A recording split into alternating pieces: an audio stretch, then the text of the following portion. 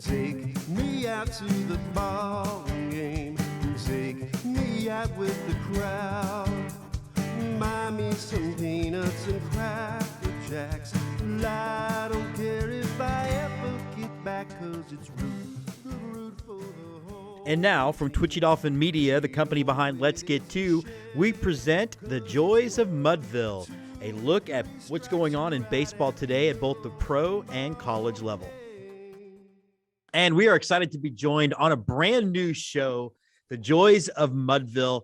We're going to be taking a look at what's going on in baseball currently. So this show is really going to talk a lot about the MLB, and not that there's a lot going on right now with the MLB, but also a lot of college baseball, because we've got a couple of guys on here who love both. I'm going to start by introducing our co-host for the show.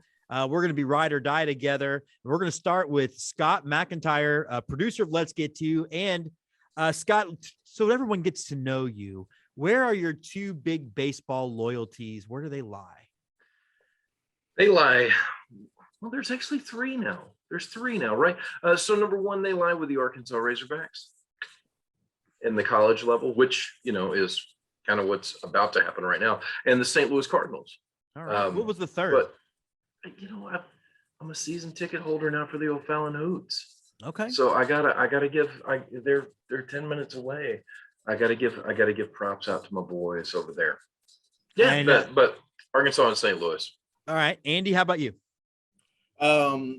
More famously, I guess, based on our other shows, the Houston Astros, a lifelong fan there. I used to have, favorite American League teams before we became an American League team. And now I hate all of them. And then Texas A&M, and I am hesitant to bring that up because you two are at the top of the college baseball heap this year, and we are squarely in rebuilding mode. I walked in and I had a break in class. I went to my barber to get my haircut. And she's like, is there a game today? What are you wearing for? I said, nope, I'm launching a new show and I'm trolling my co-host. That's what we're doing with this thing here. Before we get to that though, should we not also mention how crazy it is? A Longhorn, an Aggie, and a Razorback. Yet somehow we coexist. I think it's great. Of baseball and have a great time together. I mean, we had the fact that all three of us know how to use computers is kind of going against some of the stereotypes. It really is. I can speak English without saying y'all every other word. Andy and you and I are on brand. Scott's off brand a little bit, which is good. Scott, you're off brand in a good way. But you guys, before we jump into what we're going to talk about today, you guys have both been out to Sugarland. We know Andy and I are going to be covering the rebranding on Saturday. Have y'all been following Swatson's world tour on social media? His farewell, or whatever. Yeah, it's kind of depressing.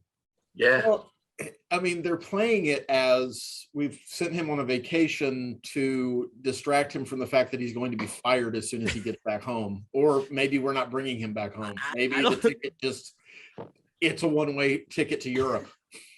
I mean, it's sort of like the gnome that gets stolen out of somebody's garden and goes all over the world. Yeah. And the gnome never gets returned. I thought it was a little sadder. It was more to me like when you send your kid's dog to the farm, except now we're taking pictures of it. Look, there really is a farm, guys. Yeller Swatson. Swatson gets to play with all his friends in a big field. Yeah, that's definitely an amazing. Taste the chickens. Watson's going over the Rainbow Bridge before long. Let me tell you. Anyway, it's sad, and of course, identities change, and I know that we've had some variance among the three people on this show how we feel about it. It's growing on me. Scott's decidedly not a fan. Yeah, no, I don't like it. I don't like it. I'm not somebody who shies away from change, right? Change is cool by me. Yeah. I'm good with change when there's a purpose behind the change. Well, what is your big issue then on the change? I think when you have something that is unique and fits. I mean, a Skeeter in Southeast Texas, that makes a lot of sense. They've got them all over the place. I think the branding was so good, and Swatson was so good. sometimes it feels like we live in a day and age that people are tampering with things simply because they can tamper with things, and they try to make something better that's not broken and it's really good. And in place of growing on what you have and maybe expanding that and making it better, you change it altogether, and it doesn't work, right, Cleveland Guardians? But I'm also somebody that doesn't like Seattle Kraken, because I think. Do you I like think, changing new things? I do. No, I seriously do. I think Washington football team. Let's take them for example.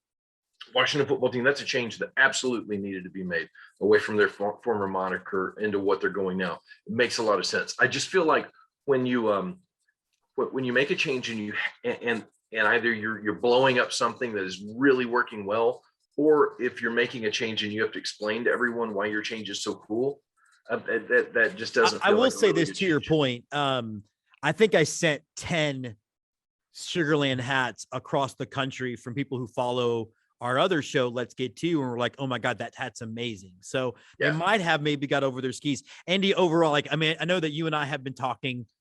Where are you sitting right now, 2 days before the final reveal? I'm kind of in the middle. I absolutely understand Scott's points, and the mascot hasn't been changed. The franchise or the team's not being rebranded for no reason. The reason is merchandise sales. It's always merchandise sales. Not only do you get a brand new logo with the Space Cowboys and new opportunities to sell jerseys and hats and t-shirts and koozies and emblem baseballs, but you also get to have retro nights and sell Skeeters merchandise again every year. In addition to the alternate identities that I'm sure they will be bringing about once they get all that squared away with Nike or whoever's supplying their uniforms now. So that's the reason. There's no great aesthetic, wonderful reason. It's just we want to sell more stuff. Well, let me ask this, Andy. Is it simply because of merchandising sales, or is it also because of an attempt to get everything kind of lined up with what the parent clubs? Let me actually answer that. I understand that that's the criticism, but they didn't do that with the Hooks, and they didn't do it with the Woodpeckers. So okay, that's fair. And they've owned the Hooks for a number of years, so this isn't. It would be very surprising for me. I mean, we're on a decade with the Hooks. Yes, they've owned them. So 10 years. It's not like, well, we're going to just change them next year and then we'll get to the Woodpecker. I think that this is a unique thing. And Jim Crane is a little bit mercurial to the point of it may be something like his wife doesn't like the name Skeeters, and so that's why we're changing it.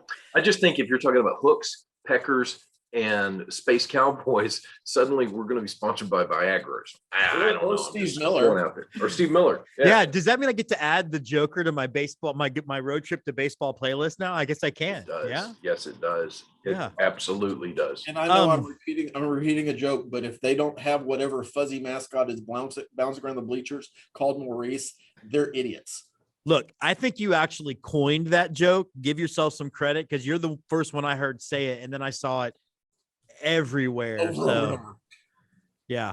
Let's stick with the MLB then. We got some, I guess, news over the lockout, in the sense that the MLB, I guess, vastly underbid what they thought the arbitration pool would be. I think the players asked for something like 150 million, or is it billion? And then the teams offered 10.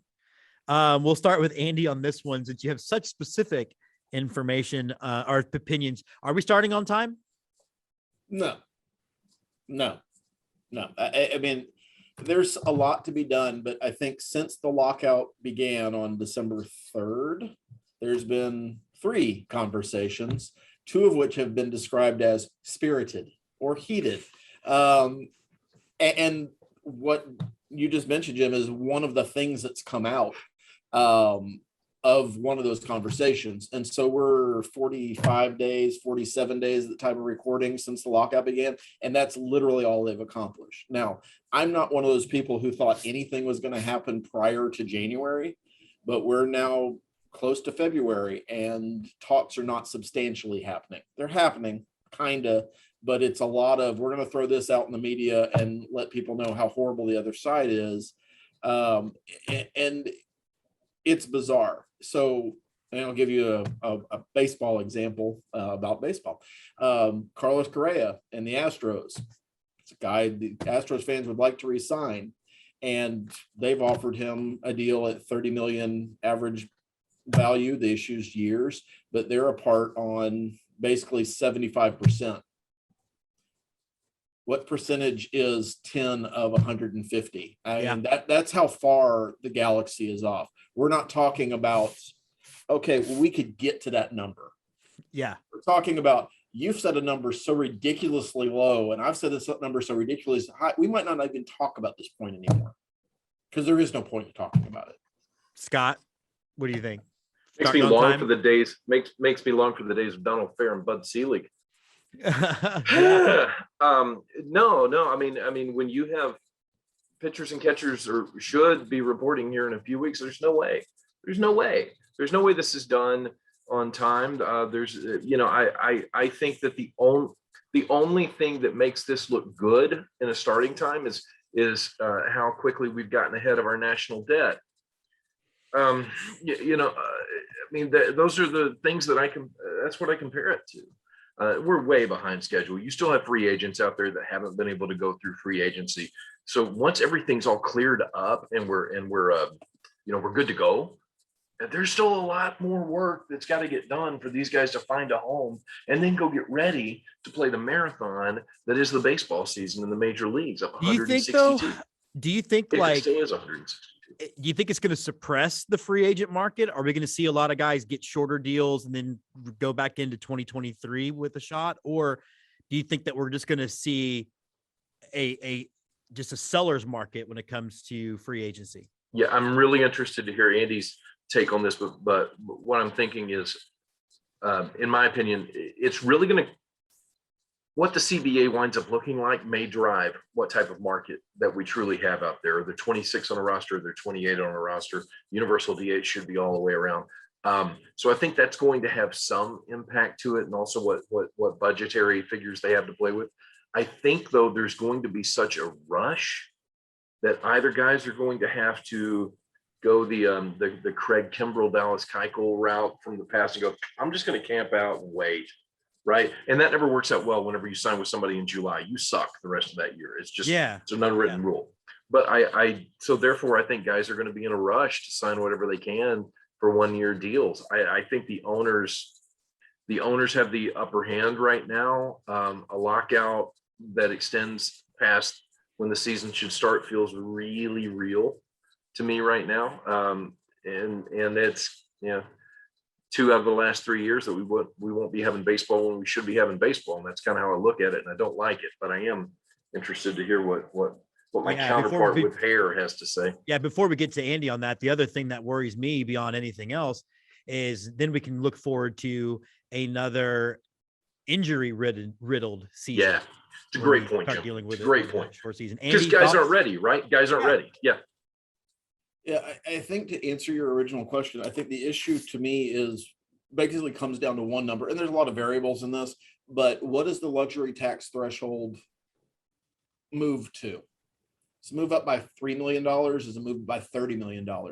Because that's going to depend on who can get what kind of contract. So if it is truly, and I'll keep going back to the Correa situation, if you're truly worried about where you're going to play next year from a standpoint of, do I get paid at all, which is the majority of baseball players, right? And most baseball players don't have the super high-end deals. Most baseball players want to make sure that they have a home for the next 162 games or 154 or maybe 100, depending on how the season goes. Yeah. I think there are deals to be had, but if you're not moving that number, who's available to pay you what you want? And so that's the kind of variable to me that makes it an issue of, are there a lot of short-term deals? And we did see that in 1995 when players came back eventually. Or are there a few big blockbuster deals to be had? And I just don't know that there are, because if you look at the higher end of the free agent market that's still out there, the teams that typically spend are spent. A couple of exceptions, but there's just not a lot of 30 to 35 to $40 million slots available on teams right now that would normally be paying that. And I don't think the Royals or the Pirates are coming to the table anytime soon, barring a salary floor, which is another thing that the players union wants. I was also going to make the point, so bravo to you. What you're also going to see is a rash of especially pitching injuries happen if you try to truncate spring training much more than it already is. I know, apologies to Ashley Mahue, there's no way a major league pitcher is going to be effective 3 weeks in a 3-week spring training situation. Sure. Yeah. Let's say we don't get a deal until end of February, and I'm being super optimistic.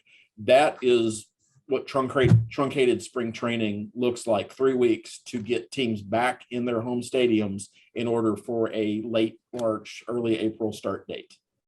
And then what happens, right? It carries over. Guys have a higher ERA. If they do stand around, their numbers go down. They don't have as much traction and bargaining agreement for next year. So I think what we're all saying together is ownership, union, hey, pitter, patter, let's get at her, boys. Let's get at her.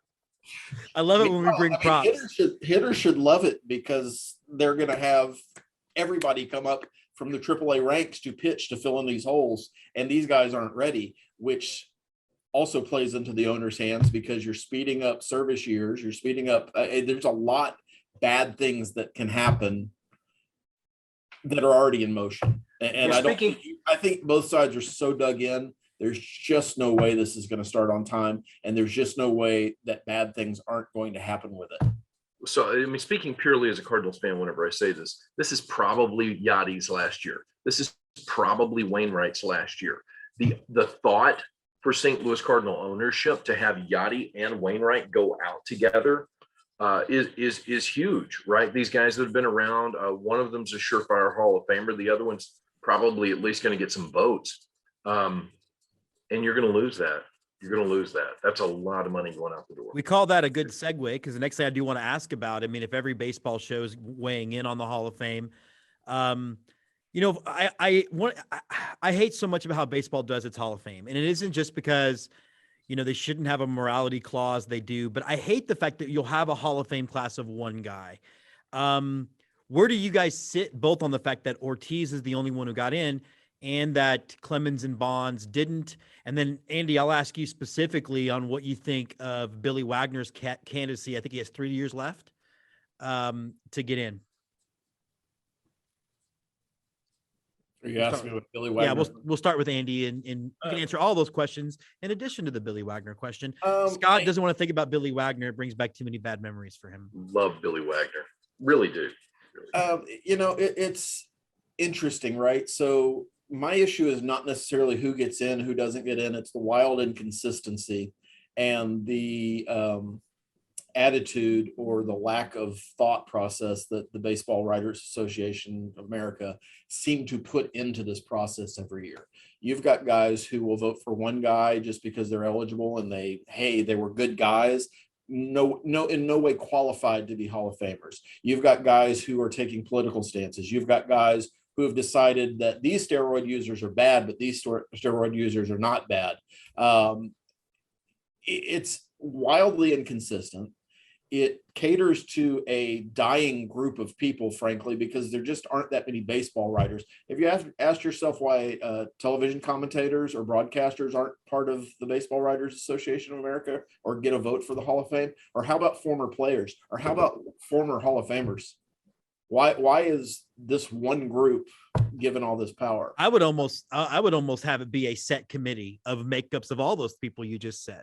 Sure. You know, I'm not talking about fan vote because I think that's ridiculous, and you get just bullshit like you would get in an all-star game. Yeah, I think there are more educated groups that should be available. It's an archaic process that started when all you had were baseball writers. The whole idea of a Baseball Hall of Fame was started by baseball writers. I think, Scott, the most compelling answer I heard for why McGuire and Bonds deserve to be in is the fact that 3 people who benefited from their cheating, i.e.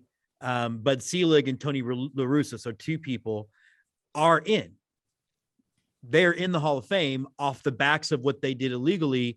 Plus, if you believe some of the numbers that up to 70% of players were juicing in some way, shape, or form, it was a level playing field. It wasn't different. So where do you sit on that, on particularly Bonds and Clemens? I would be a hypocrite because I absolutely, when I look, I was playing in Poland of all places. And I did have hair at the time. And when I couldn't comb my hair on a Monday morning, I went to the doctor and had a needle that long jabbed in my arm.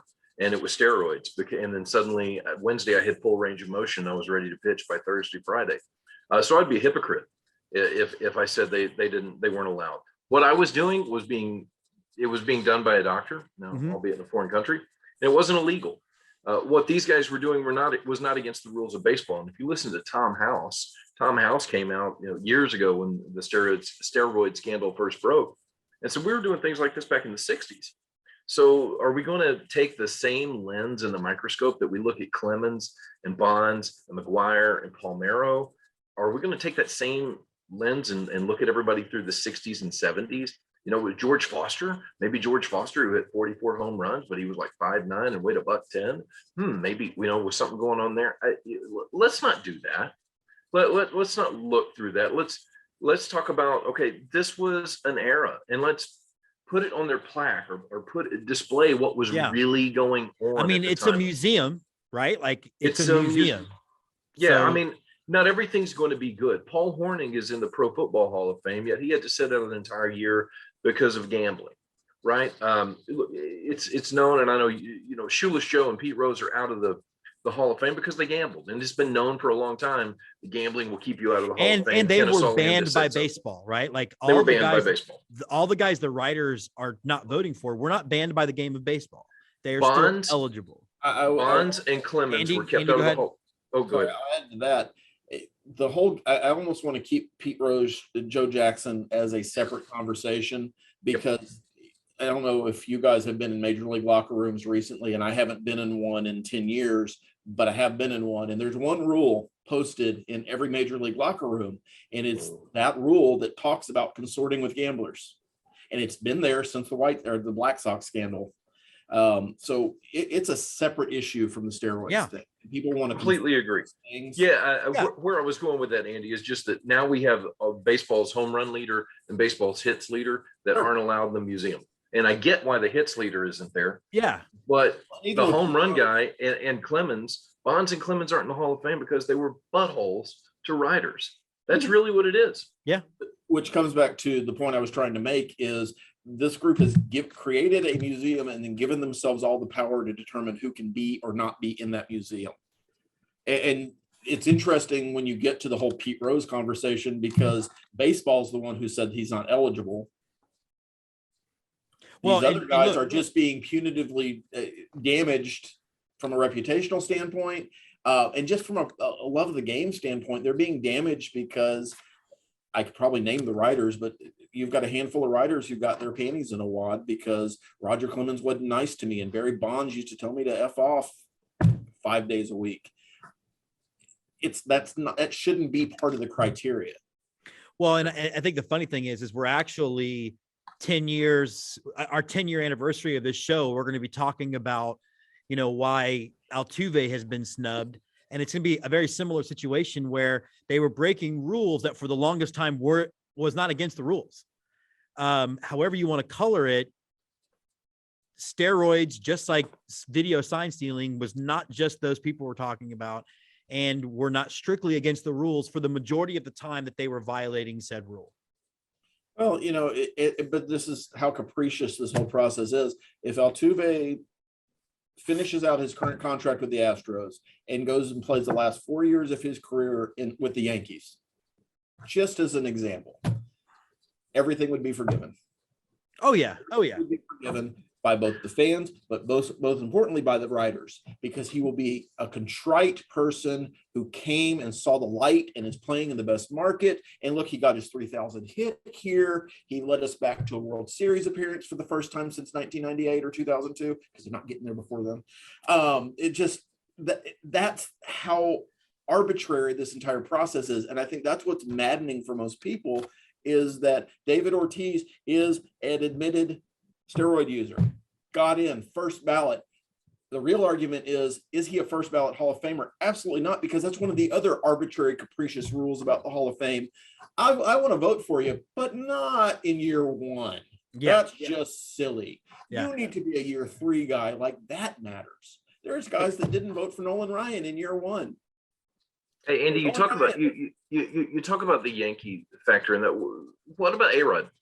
I mean, why isn't A-Rod getting more chatter then? Because A-Rod was a prick to the media. Now, but it did so in New York. Yeah. Okay. Oh, yeah. But I'm saying, is that the reason? Because he did that in the largest market, so now they're taking it out on him. Right. Because look, this is a guy whose numbers he should be like Altuve. My point was, the player like Altuve isn't a prick. Right. Going to go mouth off to a bunch of reporters and tell them, what he actually thinks of them. Because in general, he can control himself.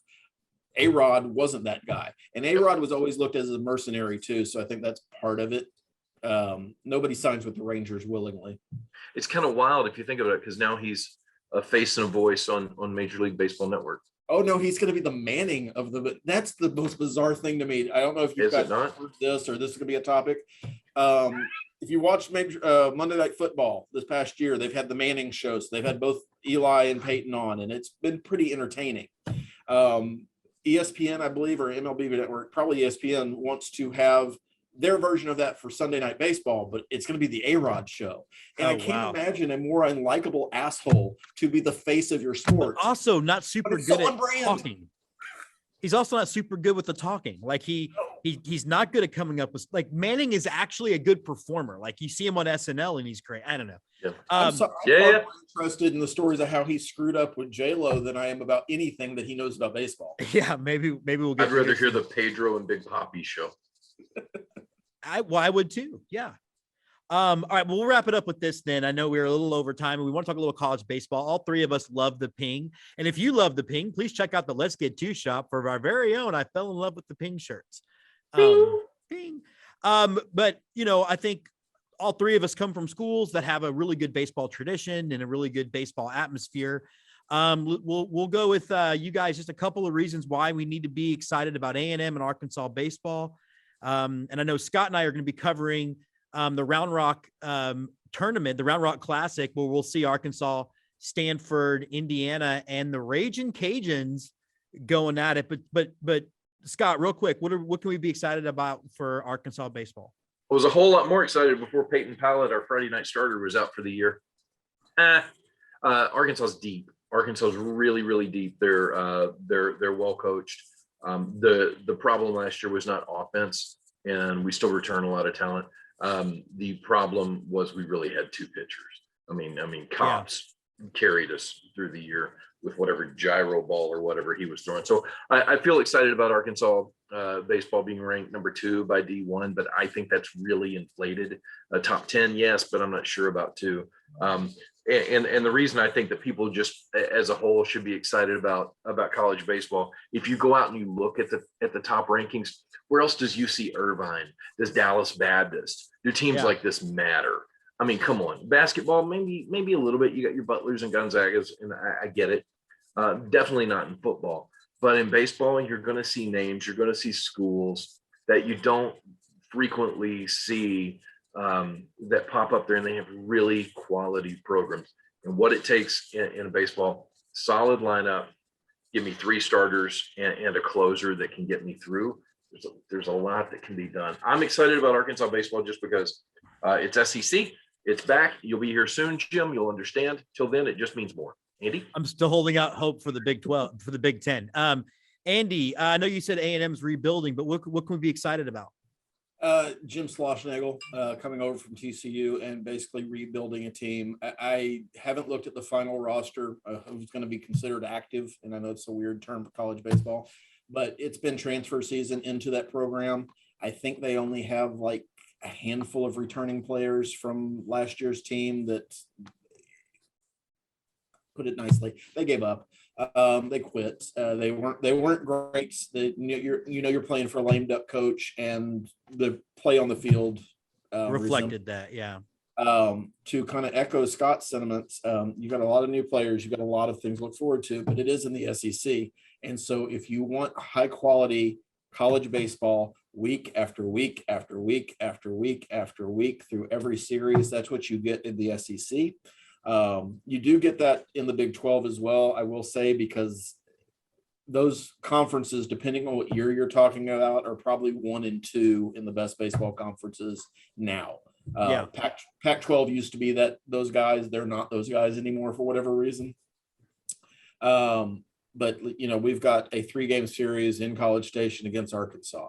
That's going to be pretty deep into the season. That's going to be a lot of fun. We've got Vanderbilt, we've got LSU, Auburn, Alabama. Those 2 teams not as great, but I think top six of the top 10 in the initial Baseball America rankings were SEC teams, and something like 10 of the 14 teams that play are ranked. And as we wrap the show up, I'll say that I'm excited because Texas is number 1 in most rankings. And I'm just excited that we can be number 1 at something after a 5-7 football season. That has been the first episode of The Joy of Mudville. Thanks so much for joining us. We'll be back next week.